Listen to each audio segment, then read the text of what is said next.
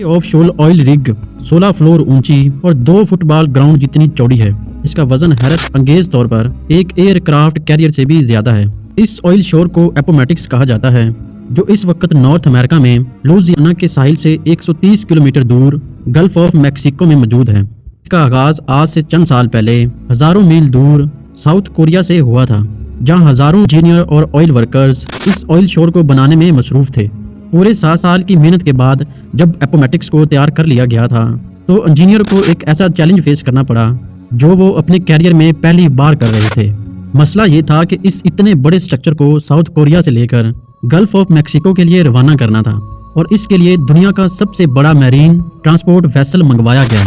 एपोमेटिक्स को इस वेसल पर रखना एक ऐसा टास्क था जिसमें कम से कम 7 दिन लगने थे। लेकिन अचानक उनको खबर मिली कि पैसिफिक ओशियन में एक तूफान पैदा हुआ है, और इस तूफान ने सुपर टाइफून की शक्ल अख्तियार कर ली है। इस तरह का टाइफून 20 सालों में एक दफा पैदा होता है। 315 किलोमीटर फी घंटा की रफ्तार से चलता हुआ ये टाइफून अगले 7 दिनों के अंदर किसी भी वक्त साउथ कोरिया के साहिल पर हमला कर सकता है। और ये बात तो हम सबको मालूम है कि जब सुपर टाइफून जब हमला करता है तो नुकसान किए बगैर नहीं जाता। वर्कर्स, इंजीनियर और ट्रांसपोर्ट एक्सपर्ट के लिए ये एक बहुत बड़ा चैलेंज था, और इससे भी बड़ा चैलेंज ये था कि इस पूरे काम को सिर्फ 7 दिनों की बजाय 3 दिन में मुकम्मल करना था। यानी अगर 3 दिन के अंदर अंदर एपोमेटिक्स को इस वेसल पर लोड ना किया गया तो सालों की मेहनत एक पल में भी ज़ाया हो सकती है। ये एक ऐसा मसला था जिसने नीचे से लेकर ऊपर तक सारी मैनेजमेंट को वक्त में डाल दिया था। दोस्तों, ये ऑयल प्लेटफॉर्म शेल कंपनी का सबसे बड़ा प्रोजेक्ट था, और यही वजह थी कि उनके पास एक छोटी सी गलती की भी कोई गुंजाइश नहीं थी। सुपर टाइफून को अवॉइड करने के लिए और एपोमेटिक्स को वक्त से पहले रवाना करने के लिए बचा कुचा काम करना बहुत ज़रूरी था, जिसके लिए वर्कर्स की एक एक्स्ट्रा आर्मी बुलवाई गई। वर्कर्स ने दिन रात एक कर दिया और जल्द अज जल्द एपोमेटिक्स को ट्रांसपोर्ट करने के लिए तैयार करना शुरू कर दिया। दूसरी तरफ मैनेजमेंट टाइफून की हरकत पर नजर रखे हुए थी। उनको उम्मीद थी कि शायद ये सुपर टाइफून अपनी डायरेक्शन को बदल लेगा, लेकिन उनकी उम्मीदों पर तो जैसे पानी ही फिर गया। जब उन्हें यह पता चला कि ये सुपर टाइफून पैसिफिक ओशियन से सीधा साउथ कोरिया की जानिब बढ़ता जा रहा है, वर्कर्स ने अपनी जान लड़ाकर एपोमेटिक्स का बचा कुचा सारा काम कंप्लीट कर दिया, और अब बारी थी इसको ट्रांसपोर्ट वेसल पर रखने की। इस पूरे स्ट्रक्चर का वजन तकरीबन 41,000 टन बताया जा रहा था। इतना ज्यादा स्टील तो बुर्ज खलीफा की कंस्ट्रक्शन में भी इस्तेमाल नहीं हुआ था जितना इस ऑयल प्लेटफॉर्म पे लगाया गया था। बड़े बड़े हाइड्रोलिक जेट को इस्तेमाल करके इसको 1-1 इंच धकेला गया और फ्लोटिंग ड्राई डॉक तक रख दिया गया। टग बोट्स की मदद से फ्लोटिंग डॉक को खींचकर शिप यार्ड से दूर ले जाया गया, जहाँ पे इसको एक बड़ी मैरीन वेसल में लोड किया जाना था। ये दुनिया की सबसे बड़ी मैरीन वेसल ट्रांसपोर्ट है जो 98,000 टन का वजन आसानी से कैरी कर सकती है, और इसी पर एपोमेटिक्स को दुनिया के दूसरे कोने गल्फ ऑफ मैक्सिको तक ले जाया जाना था। अगले दिन एपोमेटिक्स को फ्लोटिंग डॉक से उतार लिया गया। अब ऑयल प्लेटफॉर्म पहली बार पानी पर फ्लोट करने लगा। टग बोट की मदद से इसको मजीद खींचा गया जहां ये मैरीन वेसल पहले से इंतजार कर रही थी। दूसरी तरफ सुपर टाइफून बड़ी तेजी से साउथ कोरिया की तरफ बढ़ता जा रहा था, और मैनेजमेंट के सर पर एक तलवार सी लटक रही थी। अब सुपर टाइफून सिर्फ 48 आवर्स दूर था। जैसे जैसे वो करीब आता जा रहा था, वैसे वैसे समंदर में उसकी निशानियां भी उभरने लगी थी। समंदर में हवाओं और लहरों का सिलसिला बढ़ रहा था, जो एपोमेटिक्स के लिए एक खतरे की निशानी थी। अगला लम्हा बहुत ज्यादा नाजुक था। एपोमेटिक्स को वेसल पर लोड करना एक इंतहाई मुश्किल काम होता है। इसके लिए वेसल सबसे पहले अपने अंदर मौजूद टैंक में पानी फिल करती है, जिसकी वजह से वो पानी के अंदर चली जाती है। फिर टग बोट्स ऑयल प्लेटफॉर्म को खींचकर वेसल पर लोड कर देते हैं, और आखिर में वेसल अपने अंदर मौजूद पानी को बाहर निकाल देती है, जिससे वो पानी के ऊपर आ जाती है। लेकिन ये काम इतना आसान भी नहीं होता है जितना आपने इस एनिमेशन में देखा है।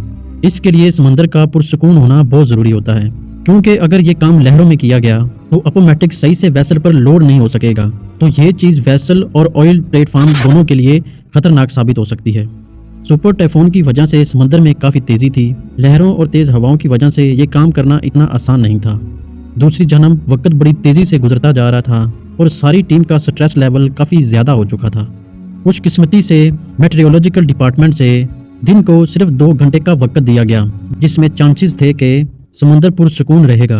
इन 2 घंटों में अगर ये काम ना किया गया तो इसके बाद और कोई चांस नहीं मिल सकेगा। सुपर टाइफून अब सिर्फ 36 घंटे दूर था। सुबह के वक्त समंदर पूरी तरह पुरसुकून था, जैसा कि बताया गया था।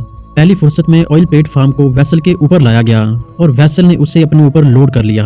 सुपर टाइफून से कई घंटे पहले आखिरकार अपोमेटिक्स साउथ कोरिया को अलविदा करने में कामयाब हो चुका था। शेल ने अपने ऑयल प्लेटफॉर्म को सुपर टाइफून से बचाकर पहला चैलेंज तो कंप्लीट कर लिया था, लेकिन इसका मतलब ये नहीं कि आगे कोई और चैलेंज नहीं आने वाला। कई महीनों के सफर के बाद सॉइल टेक्सास में ऑयल प्लेटफॉर्म को दोबारा अनलोड किया गया, क्योंकि 4 मॉड्यूल्स ऐसे थे जिनको यहाँ मैन्युफैक्चर किया जा रहा था। इन मॉड्यूल्स को एक एक करके ऑयल प्लेटफॉर्म पर लगाया जाना था। एक बार फिर से इसको 130 किलोमीटर दूर अपनी मंजिल के लिए रवाना किया गया, जहां इसको अगले 40 सालों तक रहना था। पूरे 7 सालों की मेहनत के बाद आखिरकार अब वो घड़ी आ चुकी थी जब अपोमेटिक्स को 3000 फीट नीचे ऑयल वेल के साथ कनेक्ट करना था। जिस जगह अपोमेटिक्स पानी में फ्लोट कर रहा है, यहाँ समंदर का बॉटम 7400 फीट नीचे है। ये इतनी ज्यादा गहराई है कि इसमें कम से कम 3 बुर्ज खलीफा आ सकते हैं। लेकिन जिस ऑयल वेल से अपोमेटिक्स को कनेक्ट करना था, वो हैरानकुन तौर पर वो इस गहराई से भी 22,600 फीट नीचे था। समंदर की इतनी गहराई में पानी का प्रेशर बहुत ज्यादा होता है और यहाँ पर किसी इंसान का जाना और कोई मिशन अंजाम देना इम्पॉसिबल होता है। लिहाजा समंदर के बॉटम पर ऑयल वेल की ओपनिंग के साथ अपोमेटिक्स को कनेक्ट करने के लिए अंडर वाटर व्हीकल को इस्तेमाल करने का फैसला किया गया। इंस्टॉलेशन क्रू, जो कि एक अलग प्लेटफॉर्म से पाइपलाइन को इंस्टॉल कर रहा था, उन्होंने आरओवी को क्रेन की मदद से समंदर के अंदर भेजा। ये एक बहुत ही कॉम्प्लिकेटेड काम होता है, जिसमें पाइपलाइन को ठीक ऑयल वेल की ओपनिंग पे जाके फिक्स होना होता है। 7400 फीट नीचे ये काम इतनी एक्यूरेसी से अंजाम देने का कंट्रोल ऊपर बैठे आरओवी ऑपरेटर के हाथ में होता है, जो किसी वीडियो गेम की तरह इस मिशन को कंप्लीट कर रहा होता है। खुशकिस्मती से ये काम पहली बार में ही मुकम्मल कर लिया गया। अब बारी थी पाइप को इंस्टॉलेशन प्लेटफॉर्म से अपोमेटिक्स तक ट्रांसपोर्ट करने की। इस प्रोसेस को राइजर ट्रांसफर कहा जाता है, जिसमें 4 अलग अलग वेसल एक साथ काम करती हैं। पहले अपोमेटिक्स में से एक चेन निकाली गई और फिर आरओवी ने ये चेन लेकर एक दूसरी शिप तक पहुंचाई। इस शिप से ये चेन दूसरे प्लेटफॉर्म ने खींच ली और फिर आखिर में अपोमेटिक्स से इस चेन को खींचकर पाइप को अपनी तरफ कर लिया गया। इसके बाद शुरू किया गया ड्रिलिंग का काम। सी बेड से भी हजारों फीट नीचे, लगभग 22,600 फीट नीचे पाइप को ऑयल वेल तक ड्रिल करना था। कई महीनों की ड्रिलिंग के बाद आखिरकार पाइप ऑयल तक पहुंच चुका था। अब बारी थी ऑयल को पंप करने की। इस लम्हे को देखने के लिए पूरी टीम जमा हो चुकी थी और एक बटन की मदद से ऑयल पंप को ऑन किया गया।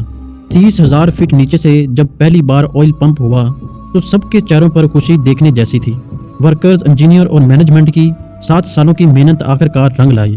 ऑयल का फ्लो और उसकी क्वालिटी बिल्कुल परफेक्ट थी। आज अपोमेटिक्स 1,75,000 बैरल ऑयल प्रोड्यूस करता है, जिससे इतना फ्यूल बनाया जाता है जो 40 लाख गाड़ियां एक दिन में इस्तेमाल करती हैं। शेल का मानना है कि अगले 40 सालों तक, यानी 2060 तक अपोमेटिक्स इसी तरह ऑयल प्रोड्यूस करता रहेगा। उम्मीद करता हूँ दोस्तों ये वीडियो आपको बहुत ज़्यादा पसंद आई होगी। जाते जाते इस वीडियो को अपने दोस्तों के साथ ज़रूर शेयर करें और चैनल को सब्सक्राइब भी ज़रूर करें।